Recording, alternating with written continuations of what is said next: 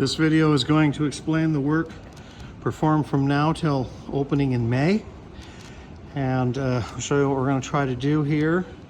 There's a list of sort of priorities and a schedule in terms of the the sequence at which we do things. So last year we put piers and stabilized this foundation, and you can see that I don't know if you can see that, but do you see the little notch in the frame there?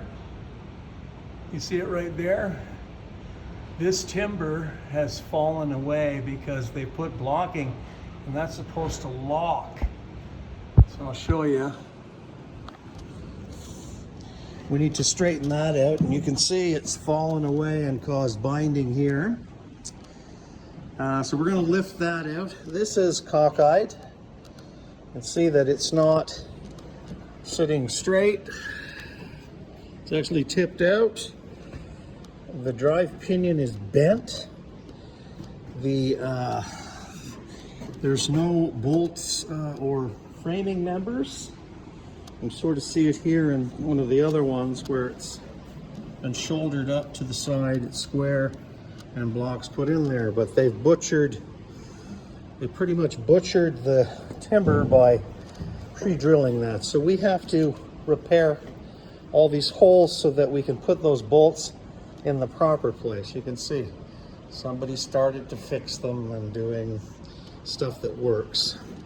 Well, that's no good. So we're gonna have to carry this beam up, this gear up, rebuild all of this, which is in terrible condition. There's wooden bearings all up in there that have to be rebuilt. I have to get this aligned, perfectly aligned with the center of the stone, and then we'll work on that next, but I'm not going to touch that until that is in correct position. So we've got timbers that are supposed to be in here, socketed in here. They aren't there, which would help this stay into a frame. And well, it has to be cleaned and whatnot. So I'll show you that upstairs what has to be done. Okay, this is part of the gate lift and the stone lift. That's the wheels upstairs, right? That's where they come up through the control gears. This work was done, I don't know who did this work. I think the turbine people. And we're gonna put these back because these are actually better than what they put in. They didn't even include an oiling port, okay? And the alignment is terrible, it's seizing. Chris is having to use a cheating bar, which in turn is cracking teeth off. And this is very worn, meaning it's, well, half of the profile of the tooth is worn away. I'll show you an example here. It looks like this is typical of the museum. We get sections where the teeth smack off, but this one might fit, but I don't know. They're all sort of, they could cause binding. The pinion gear is in all right, but once again, this arrangement here is garbage. It hasn't been level and it's binding all over the place, causing forces to damage the gear works.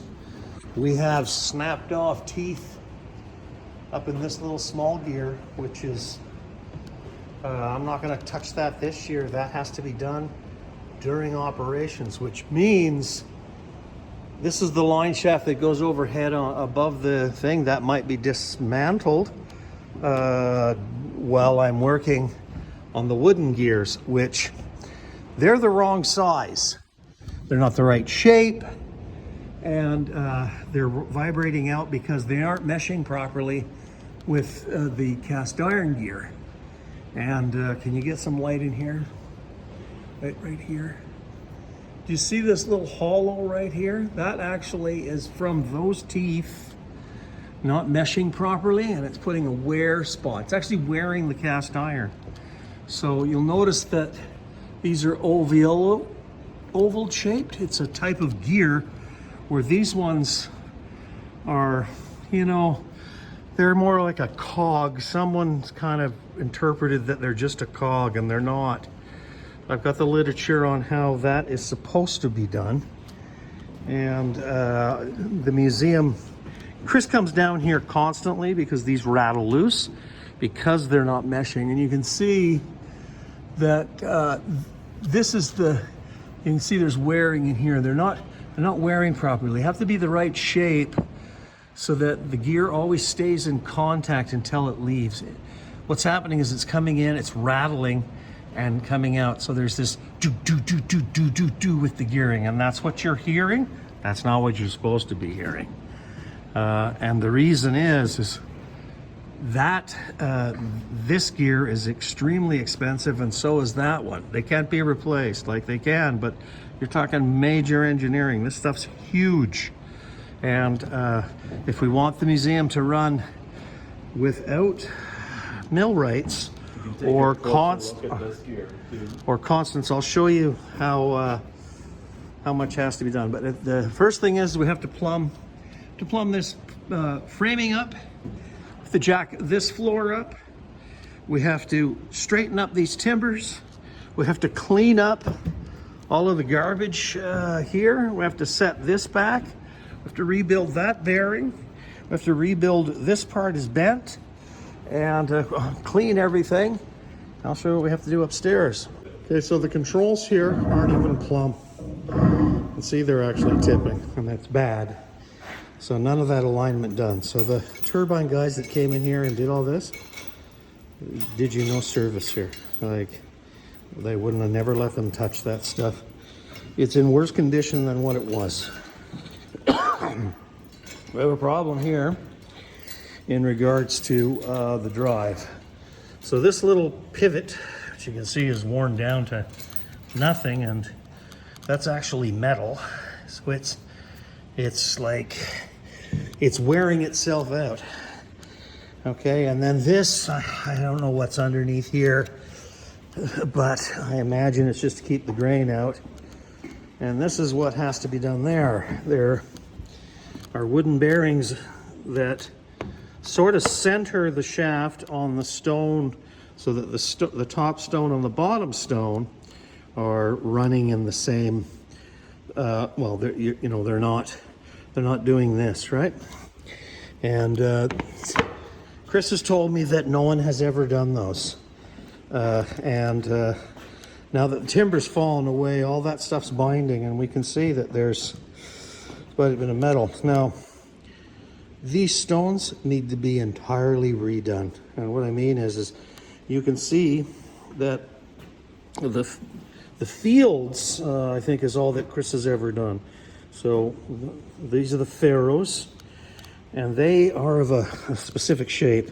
The shape has really gotten out of hand here, and it's sort of just, you know, things aren't running properly, and so the tolerances at which we can put the stones together. I mean, if we just look at the texture of this stone, we can see that it's starting here and then it rolls into this little ferrule, and that the stone is much flatter.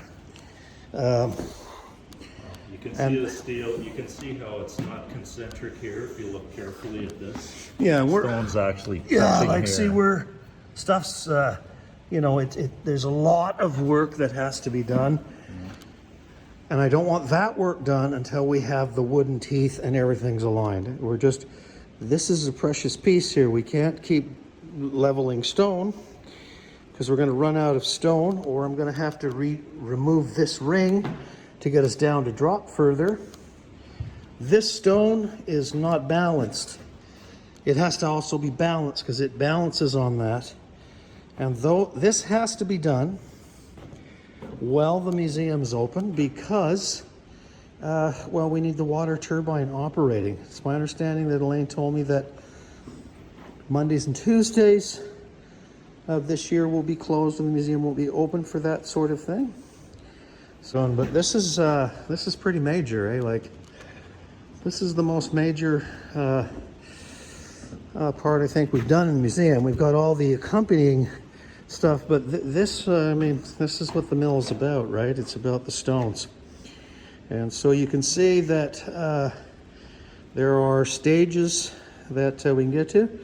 I'm confident we can grind. It might not be the best flour, and Chris and I will make sure we're grinding. But that's pretty much it for this year. Okay, just an overview of where we were from last year. There was a cedar log sitting in the riverbed right here. You see that we did concrete piers. And notice that we have adjustable, these are wedges that will adjust the height and we can keep moving.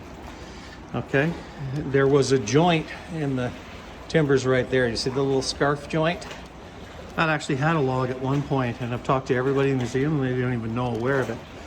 The son of the person who actually assembled the machinery in this originally, that guy's dead, but his son's around and he remembers that there was a log that his dad put under there because of vibrations, and it was just sitting on the riverbed. So I imagine the ice must have pulled it away. With the staff that's here now, nobody I've talked to knows that it was ever existing. So that one had all collapsed, and so everything was sort of sagging off of the stone floor. We have jacked this building up 3 inches, and it could still come up, but we have to maintain sort of well, we have to keep the stone. We can't make that stone unlevel upstairs.